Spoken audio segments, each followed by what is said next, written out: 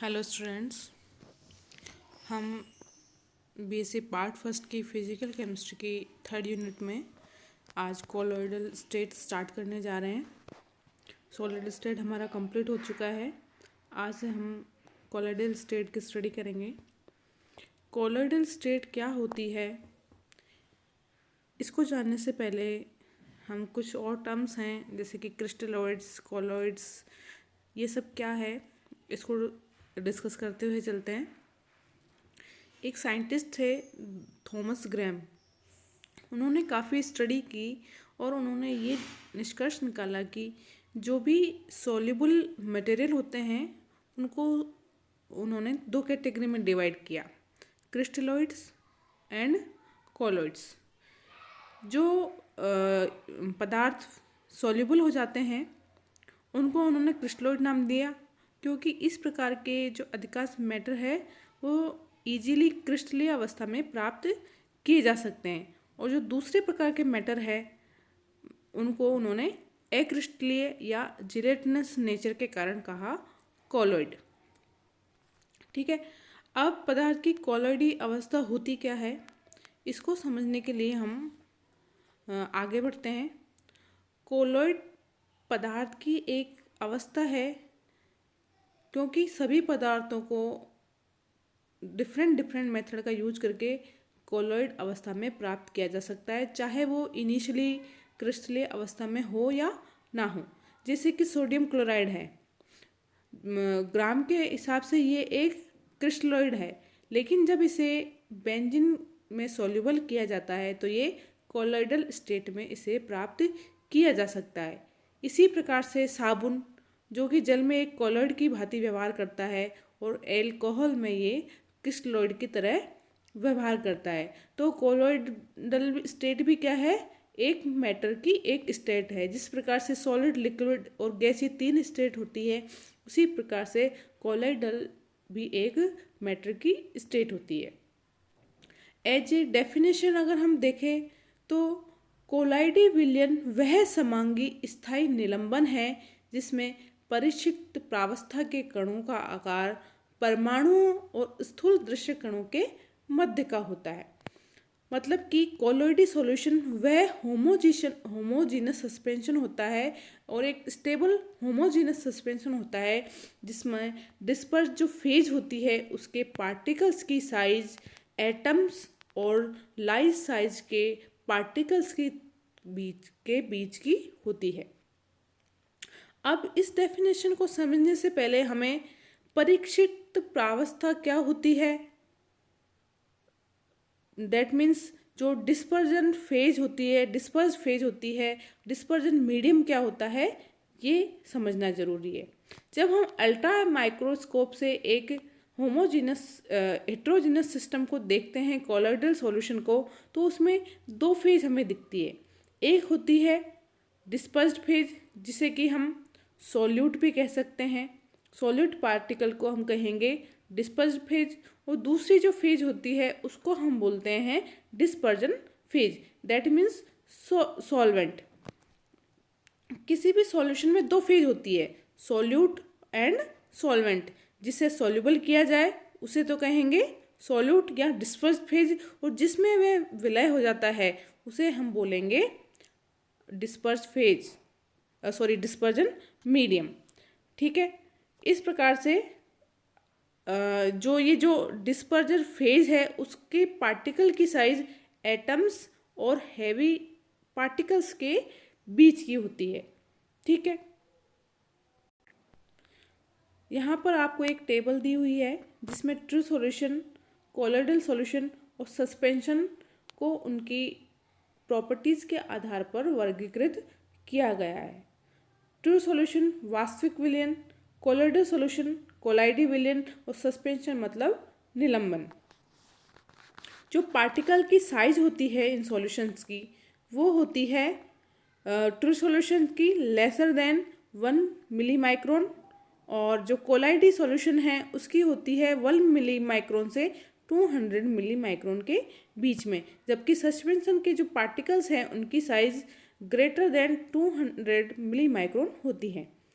Visibility की अगर बात करें तो ट्रू सॉल्यूशन को हम बहुत ही, इन पार्टिकल की साइज बहुत कम होती है, इसलिए हम इन्हें अल्ट्रा माइक्रोस्कोप से भी नहीं देख सकते। जबकि जो सस्पेंशन है इन्हें आंखों से भी देखा जा सकता है, और जो कोलाइडी सॉल्यूशन है उनको हम माइक्रोस्कोप से तो नहीं देख सकते, लेकिन इन्हें अल्ट्रा माइक्रोस्कोप के द्वारा देखा जा सकता है। अगर हम इनकी फिल्टरेबिलिटी की बात करें तो ट्रू सॉल्यूशन को फिल्टर पेपर या पर्चमेंट पेपर से फिल्टर किया जा सकता है, लेकिन जो सस्पेंशन है उनको फिल्टर नहीं किया जा सकता। और जबकि जो कोलाइडी सॉल्यूशन है उसे फिल्टर पेपर से तो फिल्टर किया जा सकता है, लेकिन पर्चमेंट पेपर से इन्हें फिल्टर नहीं किया जा सकता।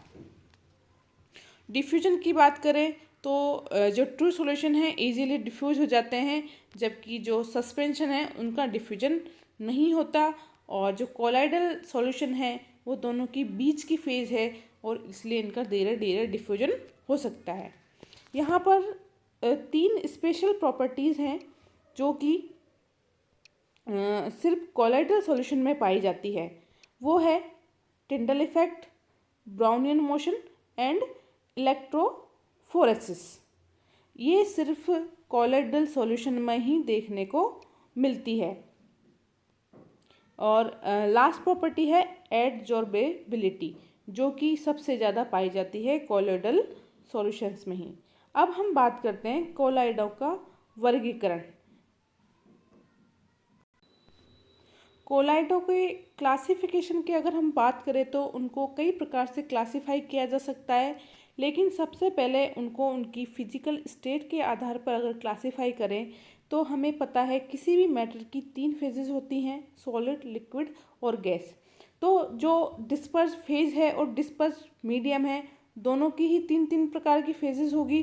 तो इस प्रकार से 8 प्रकार के कोलाइडल सिस्टम पाए जाते हैं। जो 9th टाइप है कोलाइडल सिस्टम का वो पॉसिबल नहीं है, क्योंकि जब दोनों ही फेज गैस होगी तो वहाँ पर क्या बन जाएगा, होमोजेनस मिक्सचर। इस प्रकार से फिजिकल स्टेट के आधार पर कोलाइडल सॉल्यूशन 8 टाइप के होते हैं। तो आपको यहाँ पर एक टेबल दी गई है, उसमें आपको 8 टाइप ऑफ कोलाइडल सॉल्यूशन दिए गए हैं। सबसे पहले बात करें हम डिस्पर्स फेज और डिस्पर्जन मीडियम की। अगर हम डिस्पर्स मीडियम गैस लें और डिस्पर्स फेज ठोस लें तो ऐसे जो कोलाइडल सॉल्यूशन है उनको नाम दिया जाता है एरोसोल। अगर गैस में इनका मिक्सचर बनाया जाता है तो उसको हम क्या बोलेंगे, एरोसोल। जैसे कि आप देखो यहाँ पर गैस में मिक्सचर है, डिस्पर्स मीडियम के रूप में अगर गैस का यूज है तो उसको क्या बोलेंगे हम, सॉल। वहाँ पर क्या लग जाएगा, एरोसोल। अगर सॉलिड डिस्पर्स हो रहा है तो सॉलिड एरोसोल, अगर गैस डिस्पर्स हो रही है तो लिक्विड एरोसोल। ठीक है।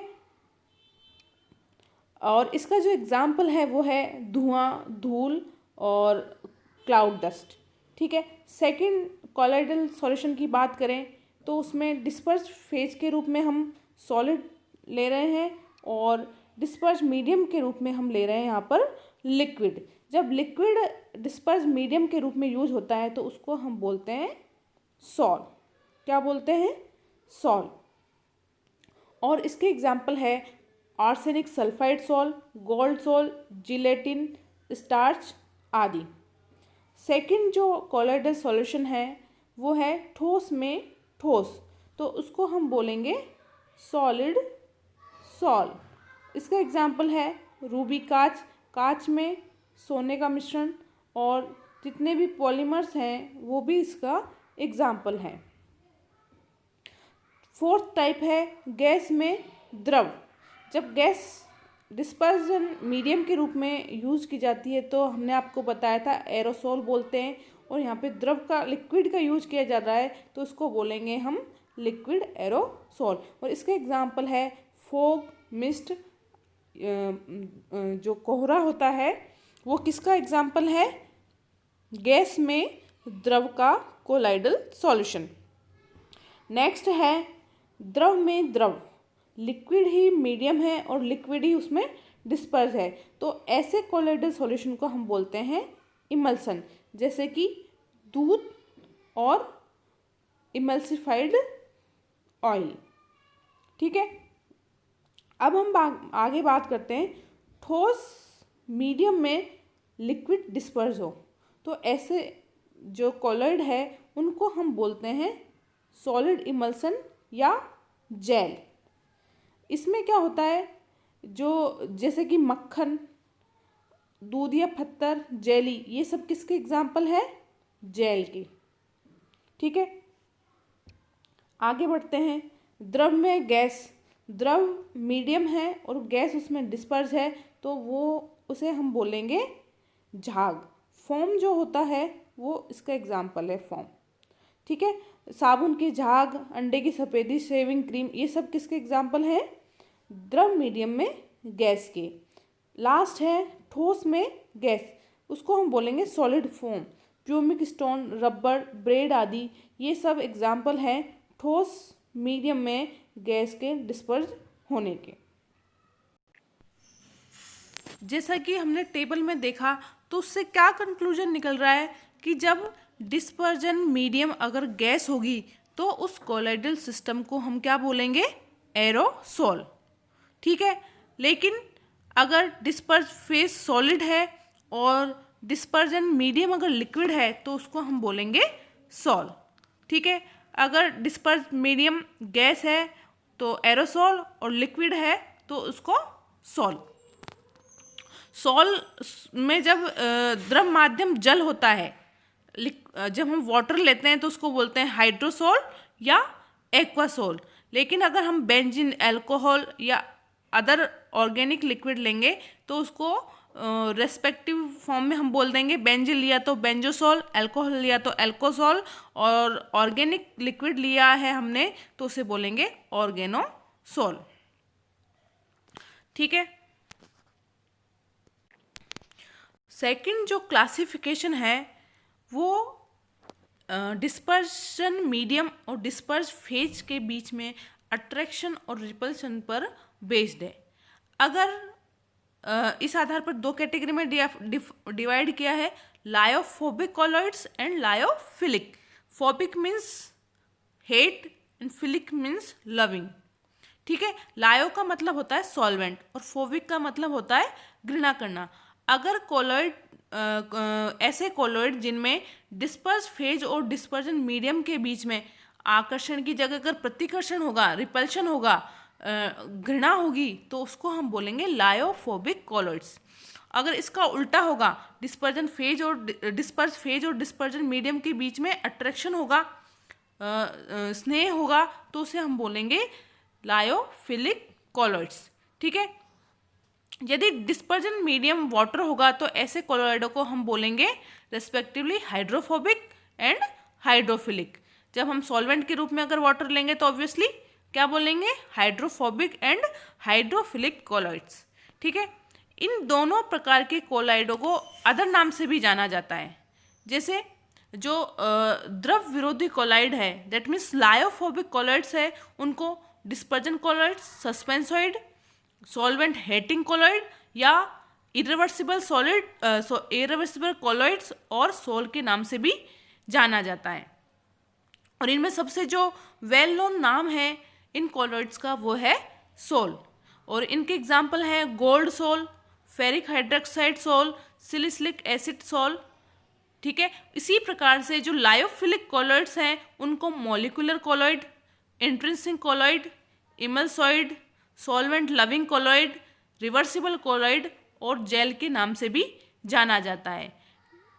इन कोलॉइड्स में जेली के जैसा गाढ़ापन होता है, इसलिए इन कोलॉइड्स को जो मोस्ट कॉमन नेम है जेल के नाम से भी जाना जाता है। और तीसरी कैटेगरी है एसोसिएशन कोलॉइड। ये इन कोलॉइड में दोनों ही प्रकार के कोलॉइड की बीच की प्रॉपर्टी पाई जाती है, यानी कि इन कोलॉइड्स में दो प्रकार के पार्ट होते हैं।